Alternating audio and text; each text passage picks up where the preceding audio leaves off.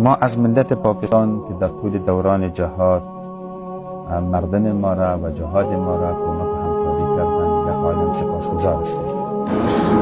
یکی از سران تنظیم ها گفت فهمیدن که از راه نظامی دیگه نتونستن گرفته، نه جلال آباد گرفتن، نه خوست گرفتن، نه قندهار گرفتن، نه کدام جای دیگر به دست آوردن. با کمال تأسف بعد از شکست مجاهدین در جلال آباد و بعضی نقاط دیگر رویه حاکم شده بود که گویا مجاهدین موفق نخواهد شدند که نجیب از طریق اقدام نظامی سقوط بتن و از قدرت دور بسازن.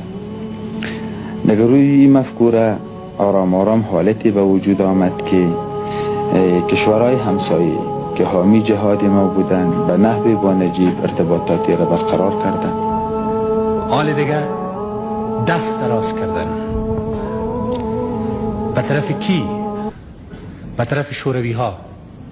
از شوروی ها یکی از سران تنظیم ها تقاضا میکنند، گفت که از ضرورت هایتان نیازمندی هایی که شما دارین ما را قبول داریم. شما شاید در اخبار شنیده باشید که از نجیب بخوای که چوکی را اعلا بکنه و برای ما قدرت را تسلیم کن، در والا قضاوت را به شما میسپارم. با ما مذاکره نمیکنن، میگه این دست نشانده شوروی است. با ما مذاکره نمیکنن، میگه این طرفدار شوروی است.